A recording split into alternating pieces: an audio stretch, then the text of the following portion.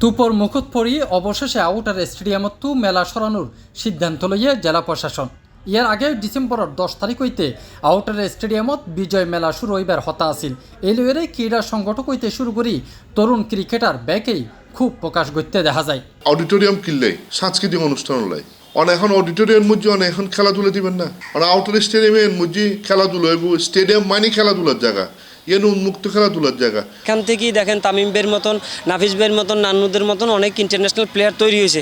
তাদের সময় যে প্লেয়ারগুলো ছিল এবং তারা যে মাঠে যে ম্যাচগুলো খেলার সুযোগ পাইছে, এখন বর্তমানে তরুণ যারা আছে তারা এই সুযোগটা পাচ্ছে না।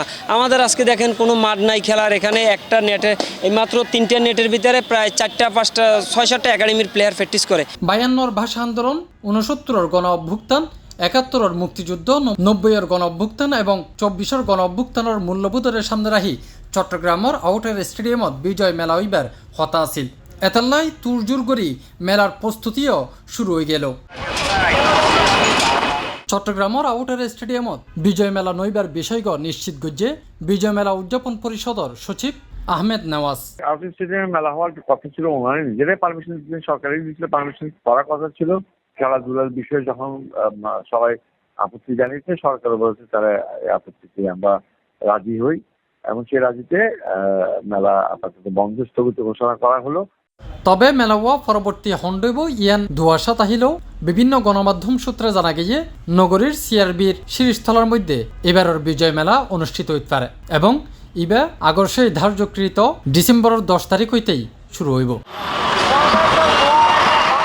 এনডি আউটার স্টেডিয়ামত মেলার হাজর ডেকোরেশনের দায়িত্ব পন্যা সেই ব্যক্তি এখনো হাজ বন্ধ করানোর হন নির্দেশনা ন পাই বলি আরারে জানাই।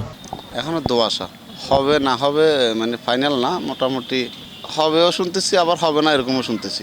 কেউ কেউ বলতেছে না বেলা অতটুকুর মধ্যে বন্ধ আর হবে না, আরও কেউ বলতেছে যে না চেষ্টা চলতেছে, হওয়ার সম্ভাবনা আছে। এই চট্টগ্রামত খেলার মাঠ দখল করি বাণিজ্যিক মেলার আয়োজন করিবার রীতি নতুন নয়।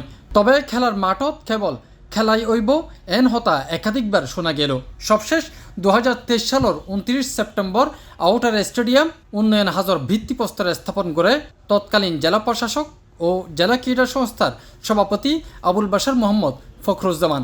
জানা যায় চট্টগ্রাম জেলা ক্রীড়া সংস্থার নিজস্ব অর্থায়নেই এই প্রকল্প বাস্তবায়নের একেবারে ধারপ্রান্তত আছিল। মাঠটান আসলে প্রায় 60 লক্ষ টাকার মতো খরচ করিয়ে কিন্তু রাষ্ট্রটিয়া এটি খরচ করিয়ে মাঠটানোর খেলা উপযোগী করছেন এবং ইয়ানোরে সাধারণ মানুষের খেলার লাই উৎপত্তি করে দিবার কথা আছিল।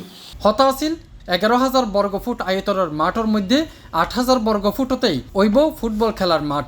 এই মাঠরে শুধুমাত্র খেলার লাই তৈরি করার তৎকালীন চট্টগ্রাম জেলা ক্রীড়া সংস্থার সভাপতি জেলা প্রশাসক আবুল বাশার মোহাম্মদ ফখরুজ্জামান সেই সময় স্পষ্ট হয়ে দিল আউটার স্টেডিয়ামত আর হন মেলা উৎপেত্তন আর কোনো মেলা এখানে অনুষ্ঠিত হবে না বা এখানে চাওয়া হবে না।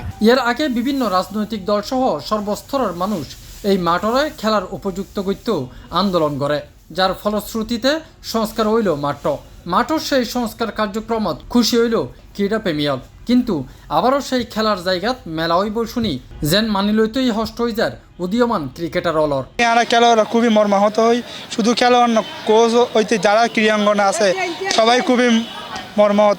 গত শতকর আকরাম খান, মিনহাজুল আবেদিন নান্নু হইতে শুরু করি হালর তারকা ক্রিকেটার তামিম ইকবাল কিংবা সাবেক জাতীয় ফুটবলার আশিস ভদ্র প্রত্যেকেই এই আউটার স্টেডিয়ামতো খেলি পরবর্তী জাতীয় পর্যায়ে গিয়ে, কিন্তু এই মাঠের মধ্যে বিভিন্ন সময় খেলা বন্ধ করে দিই গড়ি তুলো ইয়ে মেলা।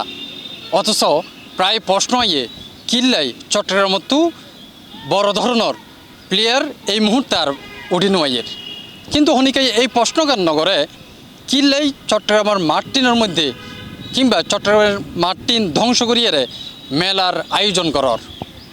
চট্টগ্রামের আউটার স্টেডিয়ামতো তাফিম আলমগীর, C+ TV চট্টগ্রাম।